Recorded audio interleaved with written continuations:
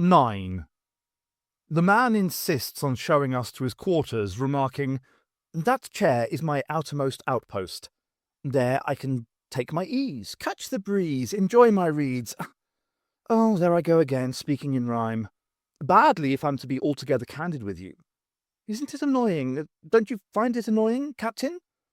Sometimes I sit back there for hours, at ease with the breeze, a book on my knees, marrying one word to another that sounds the same.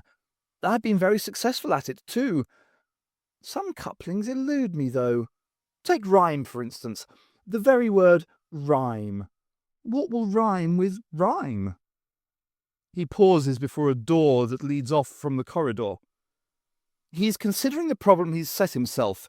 His eyes are fixed and staring, as if he's digging deep into his mind to find the solution. A tick jolts his cheek. This is painful for him. I can even hear him grinding his teeth. The platoon exchange quizzical glances. He releases his pent-up breath with an explosive sigh. "Oh, well, it'll come to me at some point, I suppose." He takes a deep breath, relieved to be freed of the peculiar self-inflicted necessity to find a rhyme for rhyme. "Now, enter. Please enter." Our training has imprinted on us the necessity of always being on our guard when in unfamiliar territory.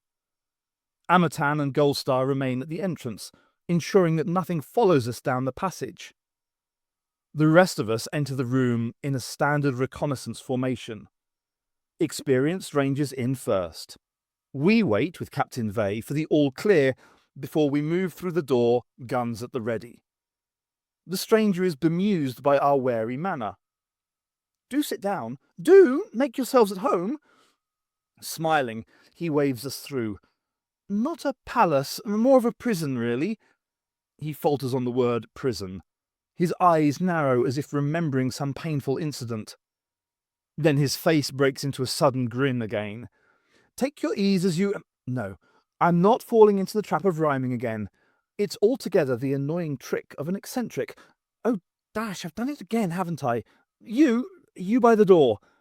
He fixes those bright eyes on me. "Yes, you. The moment you catch me slithering into rhyme, nudge me with your elbow. Right, where were we? Ah, yes. Make yourselves comfortable. I haven't had guests in a long... Let's see." He holds up a finger. "While. Yes, a long while. Now, Captain Vey, what can I do for you?" Captain Vey glances round, taking in the comfortable lounge area with its upholstered seats. We're deep underground here, in a planet that's moist as a soaked sponge, but the structure is dry. The place appears well ventilated. On walls of a pale polished rock are drawings, mainly details of bird feathers and insect heads. The room is illuminated by glowing strips that crisscross an otherwise featureless ceiling. Captain Vey turns his attention back to the stranger. "We are a detachment from the Thal Ranger Division. We're on a reconnaissance mission." "Ah, a division with a mission. Splendid. Well," he waves a hand, taking in the room, "reconnoitre at will." "Thank you. But first I need some answers." "Of course. But I have a question for you. Reconnoitre. What rhymes with reconnoitre? Goiter? Loiter? Oh, good heavens, you by the door, yes, you! You were supposed to guard me from this dratted habit. Obsession's a better word for it. Yes, obsession. The prison of free will." The captain glances at us. From his expression, I can tell he's not expecting this to be easy. What's more, he must be reaching the same opinion as we are about this stranger in his subterranean lair. The captain addresses the man. "Our robot pathfinders have swept this star system. We expected to find no settlements here." "Oh, what did you expect to find?" "We did detect signals consistent with hostile forces." "Hostile forces?" the man repeats, while running his fingers back through his hair. "Hostile? You won't find me hostile in the least. Feel free to make yourselves at home.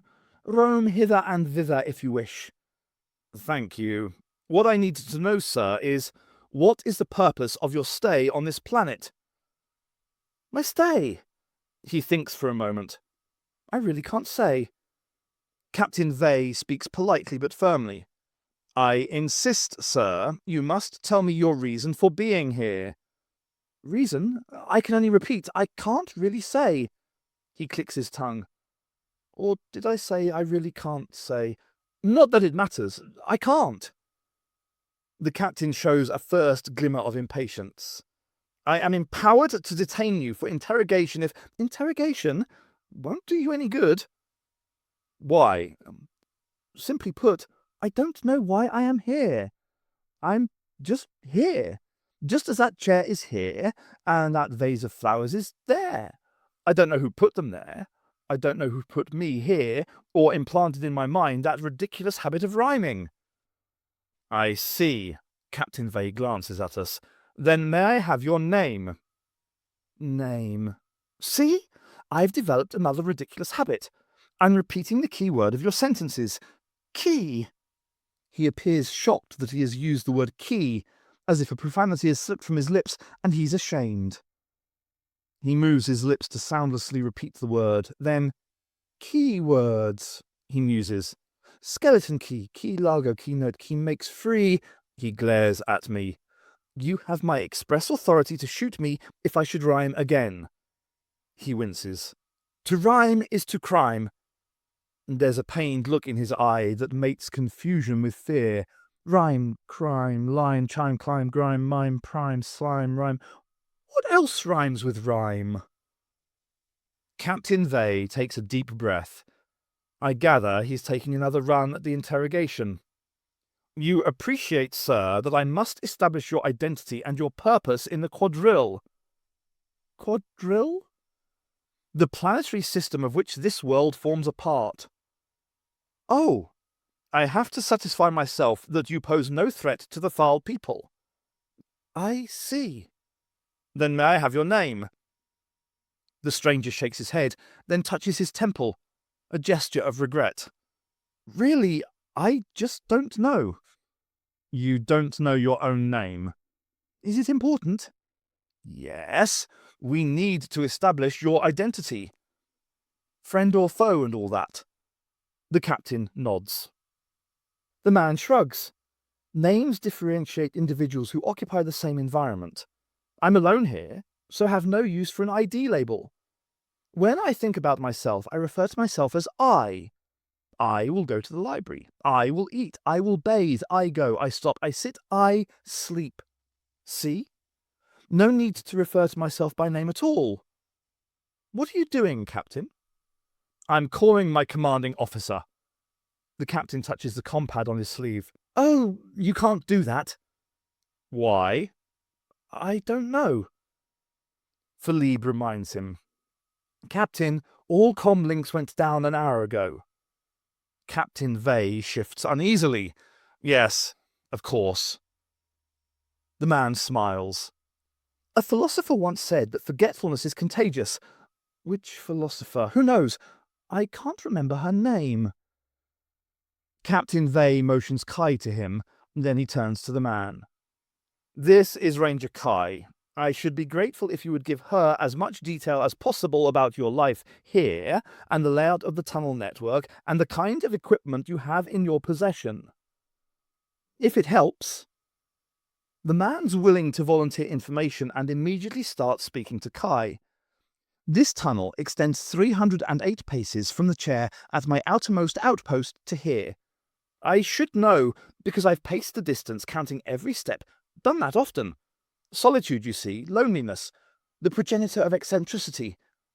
There is a suite of 11 rooms here. This, the lounge. Next to this, the morning room. Morning room. It sounds dreadfully formal, but that's where I find myself every morning. Through the doorway there, in the corner.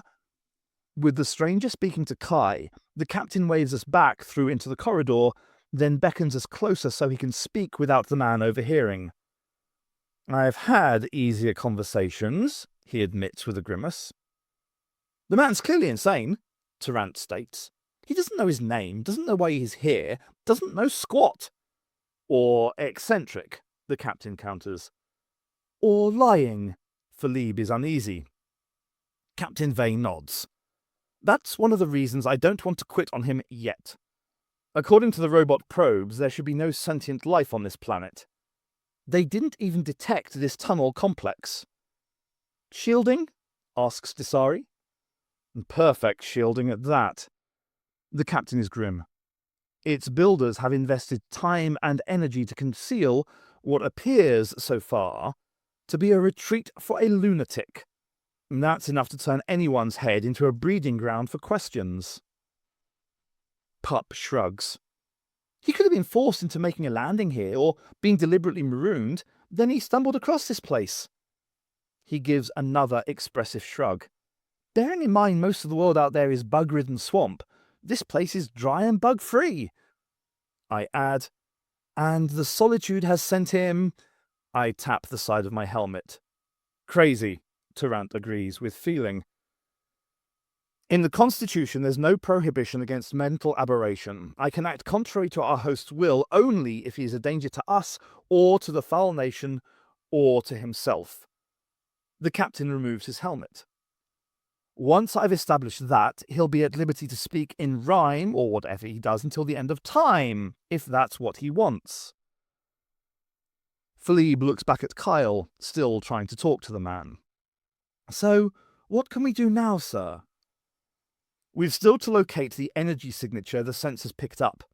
Odds are it'll be nothing more than one of those hunks of Dalek scrap. When we've done that, we'll conduct a detailed search of the gentleman's... His eyes scan the tunnel walls. Residence. Then we return to the ship. He checks the pad on his sleeve. My comlink and environmental sensors are still down. Anyone still have a link? We check. There's a chorus from the platoon. No, sir.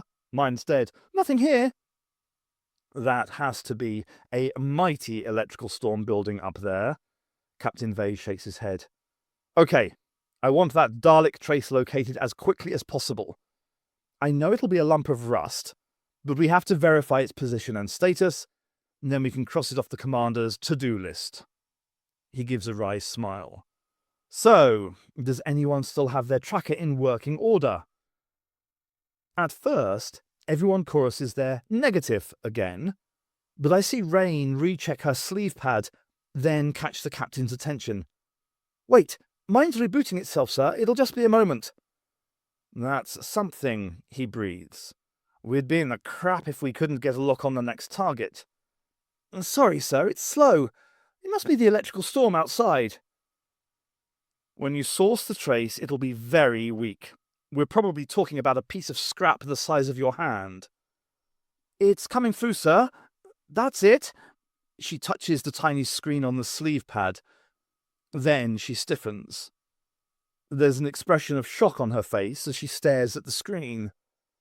What's the matter, Ranger? You've got a reading? Yes, sir, but it's strong. Very strong. Wait, sir, it's gone right off the scale. Ranger, in what direction? It's not indicating a direction.